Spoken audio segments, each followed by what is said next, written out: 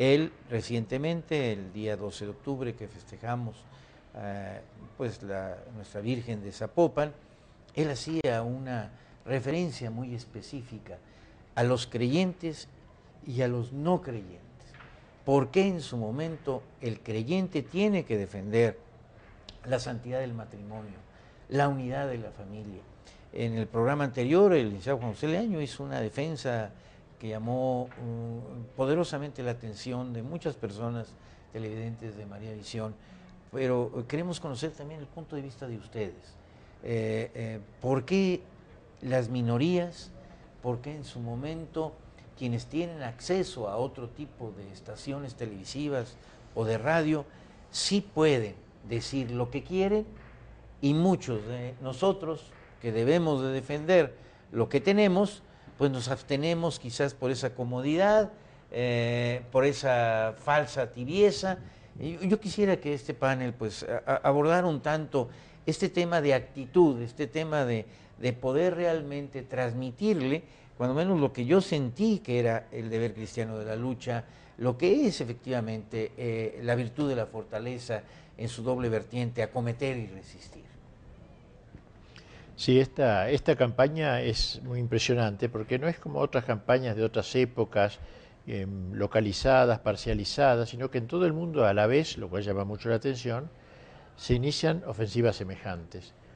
En mi patria, en Argentina, por ejemplo, era impensable el tema de los gays, el matrimonio gay, completamente impensable, una cosa que estaba fuera de... era el peor insulto casi que se le podía decir a una persona eso. Y sin embargo, con el tiempo, a través de los medios de comunicación, sobre todo, se ha ido ablandando esa oposición y acaba siendo el orgullo gay, o sea, al revés, la exaltación.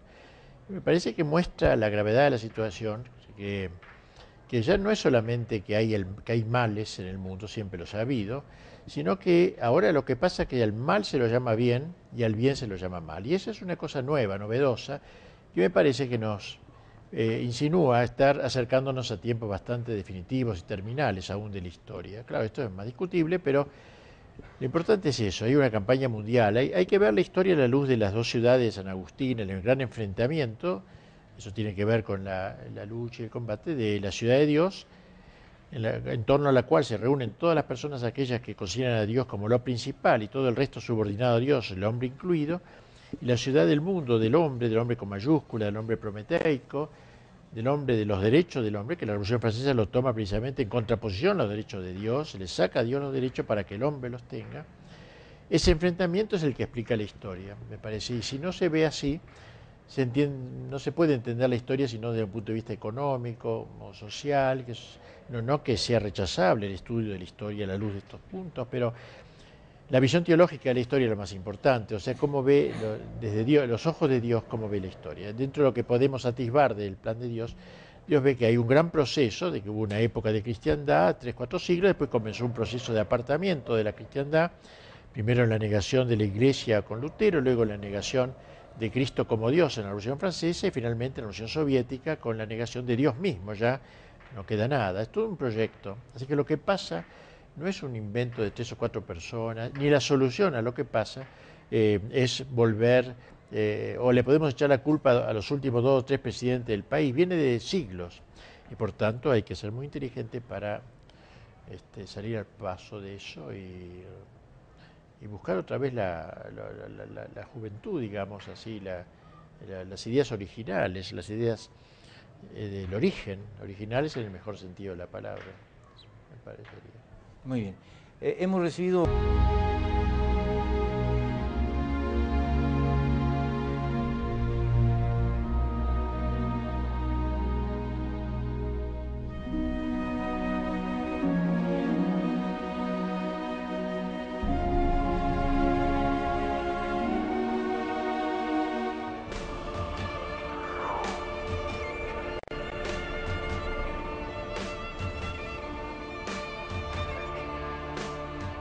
Gracias por continuar con nosotros. Siguen las llamadas de Mario Alberto Díaz de Guadalajara, Lupita Saldaña. Ya me extrañaba que no me llamara. La señora María Guadalupe Salcedo, también de Tlaquepaque. Susan Margarita, Banfil Vázquez, muchas gracias. Arturo Olivera Obregón, Guillermo Bertrán Macías y Ana Rosa Álvarez. De la Roma Valiente, de defender la verdad, es bueno encontrar gente tan preparada. Muchas gracias. A María de Jesús Orozco, por abrir los ojos a los cristianos viviendo, y ojalá que eso nos mueva a defender a la Iglesia. Se interesa por su libro El deber cristiano de la lucha. Lamento, ¿no? Así que tenemos todavía uno por ahí, se lo vi al licenciado Juan José Leaño, así que aquí lo daremos. Todos estos libros los puede usted adquirir o pedir a la Universidad Autónoma de Guadalajara en la página que ya hemos mencionado, y los teléfonos que van a aparecer también en pantalla. Estamos tocando en el corte el tema importante de esta actitud ante cuestiones morales que implican del matrimonio. Doctor, si fuera tan amable. Mire, dos de los hechos más graves que hay son el aborto impuesto universalmente y el caso de la destrucción del matrimonio. Eso tiene un sentido moral, pero también tiene de moral particular un sentido de moral pública, o sea, de política. El sentido político es el siguiente: se terminó el Estado neutral en materia religiosa y las conductas religiosamente motivadas o inspiradas van a ser perseguidas. Por ejemplo, un médico que se niegue a hacer un aborto, como es una cosa que se la considera normal, va a ser echado del hospital. Una congregación hospitalaria que no admita cambiar el sexo de una persona, que es el delito de lesiones, va a ser excluida de los planes sociales. Un juez que se niegue a hacer un casamiento absurdo, entonces va a perder el empleo del juez. Un gobernador que quiera salvar la institucionalidad conforme al derecho natural en su estado, entonces va a tener una cuestión legal grave. Esto es inédito y empieza entonces un totalitarismo de tipo anómico. Es decir, esta nueva situación sabe que es ilegítima y está satisfecha de su propia ilegitimidad. Porque cualquier orden legal, meramente legal, aunque no sea legítimo, tiene que tener la no contradicción. Fíjese, por ejemplo, en un colegio. Un colegio puede tener un juicio porque un maestro intentó abusar de un chico, le pueden hacer un juicio a un colegio. Pero también le pueden hacer un juicio al colegio por excluir al maestro, porque entonces está discriminando las tendencias del maestro. Esto quiere decir que ya no hay norma.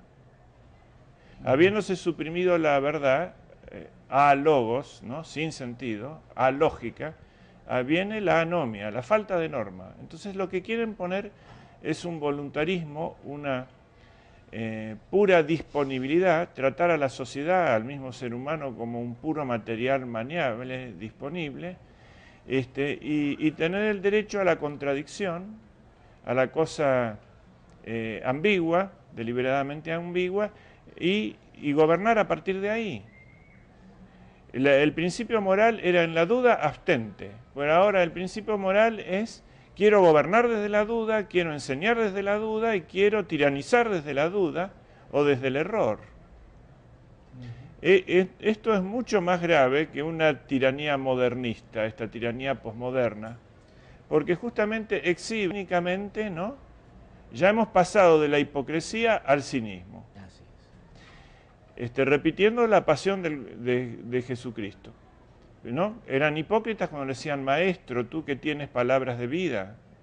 Ahora, cuando ya estaba en la cruz, ¿no? Baja de la cruz y creeremos en ti. Ya eso era cínico, no era más hipócrita ahí, no había más hipocresía. Bueno, estamos en ese momento. Y el cuerpo místico de Cristo está crucificado también en su carne, porque esos millones de abortos que hay en las naciones, eso indica una crucifixión de la humanidad. Es algo cósmico que puede ser solamente leído en el Apocalipsis como la mujer, ¿no? Vestida de sol, con la luna a sus pies, que está cuidando a su hijo y a punto de ser devorada por el dragón. Esa es la gran lucha, la lucha de la mujer por conservar su hijo, ¿no? Y que ya tiene un nivel cósmico, porque está ocurriendo en todo el mundo a la vez. Muy bien. ¿Qué hace el doctor? Y hablamos antes en el corte del problema del liberalismo. El liberalismo es pecado, así lo definió San Ezequiel Moreno Díaz, y don Félix Ardáiz Albani escribió un valiosísimo tratado analizando esta premisa tan veraz. Y el liberalismo es un factor que retrae al cristiano que quiere combatir, porque usted me comentaba antes de aquellos diputados o senadores que se dicen católicos en la vida privada, pero no lo son en la vida pública. Es el error gravísimo, el pecado gravísimo del liberalismo. El Papa San Pío X nos dejó un programa que se sintetiza en una expresión muy conocida: instaurar todo en Cristo. Este programa no ha sido abolido, no ha sido declarado inválido, por el contrario, con otras palabras, lo volvió a proponer el Papa Juan Pablo II, cuando nos dijo: no tengáis miedo, abrid de par en par las puertas a Cristo, abrid a su potestad salvadora las puertas de los estados, de la política, de la educación, de la economía, de la cultura. Y recuerdo que el mismo Benedicto XVI, el día que asume en carácter de tal, retoma esta idea de su predecesor y dice algo todavía más sugestivo, si cabe, porque es una pregunta retórica que hace el Papa y dice: ¿por qué no le quisieron abrir de par en par las puertas a Cristo? ¿Qué temían que Cristo pudiese quitarles si le abrían de par en par a Él las puertas de su potestad salvadora? Y hace una pausa Benedicto y dice: sí, es verdad, sí, algo les hubiera quitado si lo hubieran dejado entrar. Les hubieran quitado la corrupción. Cristo les hubiera quitado la corrupción, la prostitución, el envilecimiento, el vicio, el pecado. Por eso no lo dejaron entrar. Y así están las sociedades, la nuestra, de la que venimos, y en general, lamentablemente, todas las sociedades que hoy se conocen. Ahora, usted aludía antes, y con insistencia, en el carácter comodón de ciertos cristianos.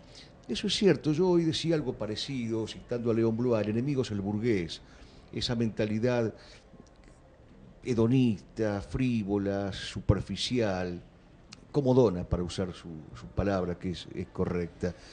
Eso existe, es verdad, es un diagnóstico que tenemos que hacer, por doloroso que resulte, e incluso hilando un poco más fino se podría decir que puede llegar a constituir el pecado de la asedia, esa pereza espiritual o aburrimiento de las cosas sagradas.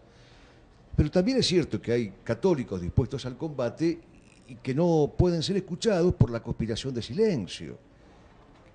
Esto, para nosotros que venimos de la Argentina, por lo menos, es algo atípico, poder expresarnos con cierta desenvoltura, con cierta largueza de espacio, de tiempo. Pero en realidad la norma es otra. La norma es callar al testigo, no darle espacio alguno. Y es parte justamente de esa conspiración de silencio manejada por los multimedias, que no están ciertamente en manos de príncipes cristianos, ¿no? Entiendo